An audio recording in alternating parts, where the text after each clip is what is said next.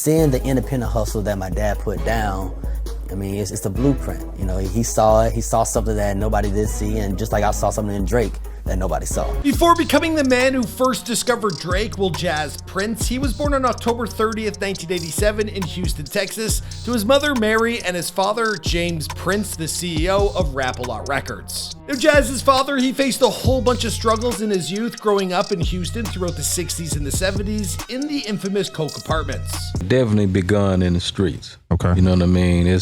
It begun there, and, you know, I transitioned into corporate America. Now, before we delve deeper into this man's come-up story, it's important to know why we're covering him. Now, Jas, he was one of the last people with Quavo and Takeoff before the night of Takeoff's tragic passing.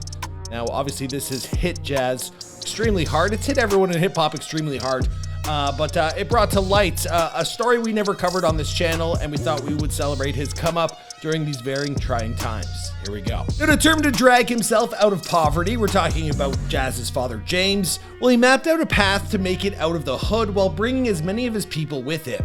Now, he started off small by cutting neighbors' grass, working on a welding truck, and hunting rabbits in shady acres. Then after graduating high school, well, he went into business for himself, purchasing an abandoned building and transforming it into Smith Auto Sales. Now, here he sold exotic cars to the rich athletes in Houston. Now, nowadays, everyone's driving these kind of things, but back then, he was really thinking forward. Then in 1986, James, he opened the doors to Rap-A-Lot Records in Houston, where he helped aspiring artists looking to break into the music industry. And by the following year, well, James, he had earned enough money to buy a house for his mother and a 30-acre ranch for himself.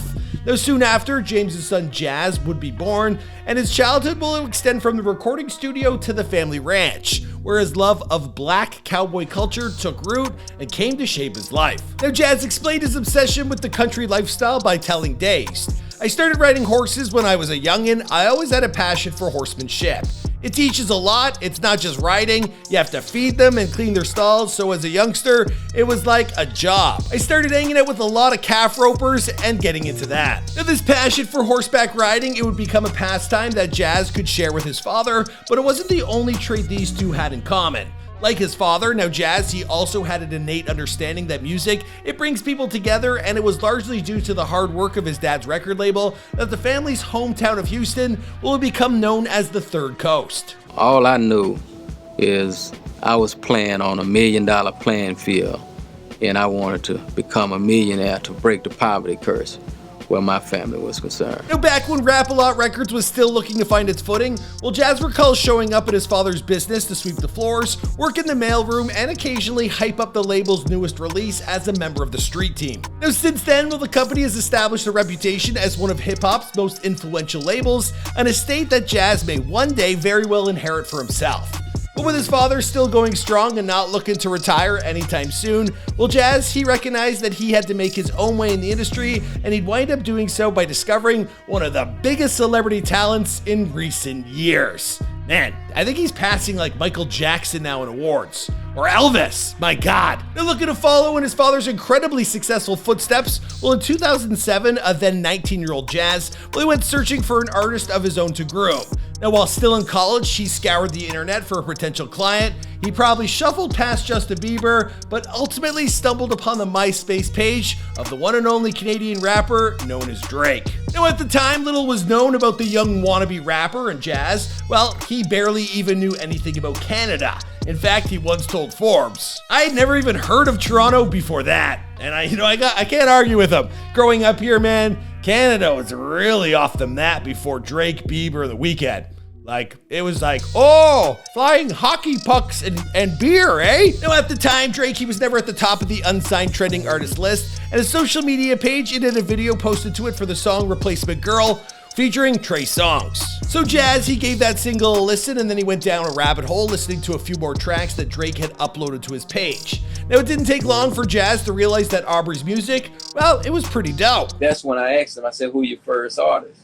And that's when he mentioned Drake to me. And that's when he played Drake for me. And that's when I tried to get him to play something else for me. I'm like, wait a minute, you like this shit right here? Next, Jas, he slid into Drake's DMs explaining all about himself and who his father was and how he wanted to make Drake famous. Now Drake, he was hesitant to believe what Jas was putting out there, having heard stories like this before. But the two of them, they kept in contact, and eventually Jas brought some of Drake's music to his dad. Now, unfortunately, the label mogul, he didn't get it. In fact, he explained to Fader, he was like, "What do you see in this?" Because rap to him was more like gangsta hip-hop music than someone rapping and singing. But I was like, well, he has a buzz. He got a 6 buzz, if you know what I mean. Now, with his dad not willing to help out, next Jas, he brought Drake's music to his then friend Lil Wayne. Now, Jas and Wayne, they would later have a falling out over an actress and a singer by the name of Christiana Milan, but back then they were super tight. However, when Jas played Drake's music for Wayne, things, they went even worse than with his dad. In fact, he explained what happened to the Fader. His response was just, "Jas, don't ever play this for me again. He sucks." But I'm persistent. Wayne didn't stop me. I kept pursuing it. Now, eventually, Jas, he wound up throwing a New Year's Eve party for Wayne in Houston, and the next day, Wayne hit him up to take him to Exotic Diamonds. Now, on the way there in the car, Jas, he threw on some of Drake's, more specifically, he put on Replacement Girl, and soon enough, he looked over and realized that Wayne, he was bopping his head to the beat. Now, when Wayne inquired who was the artist he was listening to, Jas reminded him that it was Drake, the artist Wayne apparently didn't like. Now, because Jas and Drake, they were so close, Jas, he had been sending Aubrey records and singles that he technically shouldn't have had access to in order to rap over top of them and create a few remixes. Now, one of those tracks, they just so happened to be Lil Wayne's A Milli, and when Jas put Drake's version of Wayne's single on next, he knew he had Wayne hooked. Soon enough, Wayne was flying Drake to Houston from Toronto. Now, at this point, Drake, he was being courted by others as well, but Jas promised the rapper that not only did he have a plan, he was going to make Drake more famous than anyone else could. The only problem? By the time Jas got Drake and Wayne in the same room together, Wayne started giving Drake the cold shoulder. Now, reflecting on this awkward encounter, Jas told the Fader, "Before Drake got there, all Wayne was listening to was Drake, and I never really see him listening to nobody but himself, so that was different. But then Drake arrived and it was a silent treatment. I felt like he was timid because Drake was so dope. He was competition." We know it's all love these days, but you gotta imagine, back then, that's probably how it was. But still, Wayne, he didn't kick Drake out. Instead, he invited Drake and Jas to hop on his bus and make the 15-hour drive from Houston to Atlanta with a bunch of other people. You gotta imagine they stopped back at that Exotic Diamonds, picked up a few roadies. I ain't talking about drinks. Anyway, when they got to A-Town, they hit the studio, and that's when Drake first recorded the original version for Forever and Stunt Hard. Now, only a couple of weeks later, those tracks, they would get leaked, and that was the beginning of Drake's mainstream music career. Now, shortly thereafter, Jas and Drake, they started working on the So Far Gone mixtape. But at this point, things, they took a bit of a turn. Now, Jas, he was trying to broker a deal between Wayne's Young Money record label and his own startup, Young Empire. But his dad, he kind of got involved to help him sort everything out, and by the time the deal was formalized, something else had happened. I told him I had an artist I was looking at, and at that time, they told me, they wasn't really looking for artists, and they kind of told me that, Drake sucked in a way. Then things, they got quiet. Before long, Jas, he got a tip that he was being pushed out, and he and his dad made one last concerted effort to sit down with Young Money's parent company, Cash Money Records, but it was to no avail. Now, Drake, he would wind up signing a joint venture between Cash Money and Young Money, in which Jas was enlisted to 33% of the rapper's earnings. Now, according to his camp, despite discovering Drake, Jas would never see any of that money, at least not until he hit Cash Money up with an $11 million lawsuit a few years later. Cha-ching. Birdman, holla at you yet? Not that I know of. Can we expect another courtesy call from your power? No one called. We do talking one time.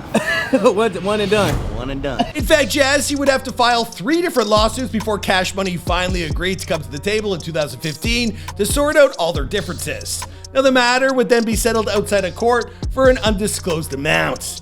Birdman, he wants people just to put respect on his name. You don't want to go to no courts. Throughout this entire process, Jas, he never got the feeling that Drake knew what was happening, and all these financial disputes, they didn't ever come between their friendship. Now, after everything that happened with Drake, Jas, he would move on to establishing R&B singer Tone Stith. Tone Smith? I don't know, never heard of him. Now, since then, Jas, he continued to wear a number of different hats in the music industry, not only as the executive behind his Young Empire label, but in A&R and as an artist manager as well. Now, if you're unconvinced that something as messy as Drake's first contract getting in the way of a friendship, look no further than Aubrey's recent 35th birthday. Now, not only did he attend, but he gifted Drake, his dad Dennis, and his son Adonis with a series of custom OVO owl chains that might very well be some of the most spectacular ice I've ever seen. Now, during the pandemic, Will Jazzy also extended his entrepreneurial reach by launching his very own luxury cigar brand known as Slapwoods, and they offer cigars that, they come with cones and wraps for connoisseurs who enjoy rolling their own smokes, but they want to do it as quickly as possible. In recent days, however, Will Jazz's name has been in the news under more tragic circumstances, and I'm talking about the shooting death of Migos rapper Takeoff. Here we go. Now, Takeoff and Quavo and Jas, they had all been driving around Houston on the night of October 31st, 2022 to celebrate Jazz's birthday. Now, things took a turn for the horrific when an argument broke out over, allegedly a game of dice at a local bowling alley. And all of a sudden, shots were fired, and one of them fatally hit Takeoff. Now, a few days have passed since this horrific accident, and thankfully, Jas is okay. The other information of who else got hit and who else was injured, that is just coming out in the press right now. We're talking about that on our second channel, Famous News, if you want all those updates. I, for one, don't want to relive it. I've already talked about it, but it's over on Famous News if you must see. As for Jas, well, whatever's coming next for him, well, he's going to need a lot of time to process what the hell just happened. Now, thankfully, with his many relationships that he's made in the industry throughout his career, well, he should have a large support system to fall back on. But in terms of what comes next, well, you already know what I'm about to say because this show is titled Before They're Famous. And good for this guy. Seems like a real beauty. Jas Prince. Anyway, there you go, guys. We're just giving another black guy his flowers for another successful career. Drake's like his Azzy-land for me. The one who got away. But you still respect him for being a GOAT. Anyways, guys, I'll see you in another video. Boom!